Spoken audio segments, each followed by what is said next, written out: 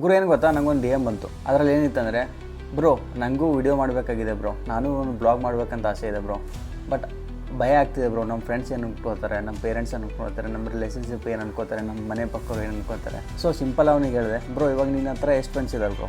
500 followers ಇದ್ದಾರೆ, but 500 followers 5 ಜನರು friends ಇರಲ್ಲ. ಓಕೆ, ನೀನು ಒಂದು ಎಕ್ಸಾಂಪಲ್ ಒಂದು 10 ಜನ ಫ್ರೆಂಡ್ಸ್ ಇದ್ದಾರೆ ತಿಳ್ಕೊ. ಸೊ 10 ಜನ ಫ್ರೆಂಡ್ಸ ಬ್ಲಾಕ್ ಮಾಡು, ನಿಮ್ಮ ಪೇರೆಂಟ್ಸನ್ನು ಬ್ಲಾಕ್ ಮಾಡು. ಸೊ ಅವಾಗ ನೀನು ಮಾಡೋ ವಿಡಿಯೋಗಳನ್ನು ಅವ್ರಿಗೆ ಹೋಗೋದೇ ಇಲ್ಲ.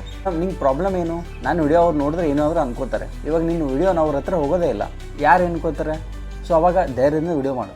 ಓಕೆ ಬ್ರೋ, ವಿಡಿಯೋ ಹೋದರೂ ಕೂಡ ಸೊ ಅವಾಗ ನಿನ್ನ ಬಗ್ಗೆ ಒಂದು ಬ್ಯಾಡ್ ಕಮೆಂಟಾಗಿ ಮಾಡಿರ್ತಾನೆ, ಏನಾದರೂ ಒಂದು ಮಾತಾಡ್ತಿರ್ತಾನೆ, ಏನೋ ಒಂದು ಪೇರೆಂಟ್ಸಿಗೆ ಹೇಳಿರ್ತಾನೆ, ಏನೋ ಒಂದು ಸಂಬಂಧಿಕರು ಅದು ಇದು ಗಾಸಿಪ್ಸ್ ಮಾಡ್ತಾ ಇರ್ತಾರೆ. ಬ್ರೋ ಫಸ್ಟು ನಿನ್ನ ಹತ್ರ ಒಂದು ಅಟಿಟ್ಯೂಡನ್ನ ಕ್ರಿಯೇಟ್ ಮಾಡ್ಕೊಳ್ಳಿ ಬ್ರೋ.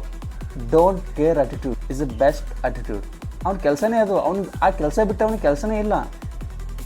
ಸೊ ಅವಾಗ ನಿನ್ನ ಕೆಲಸ ಮೇಲೆ ಮುಚ್ಕೊಂಡು ಫೋಕಸ್ ಮಾಡಷ್ಟೇ. Don't care, just don't care.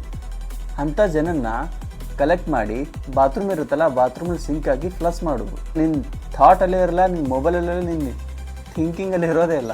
Plus ಮಾಡಿ ಹೋಗಿರ್ತಾರೋ ಅವ್ರ ಜಾಗ ಎಲ್ಲಿರುತ್ತೆ ಅಲ್ಲಿ ಹೋಗಿರ್ತಾರೋ. Simple way is don't care.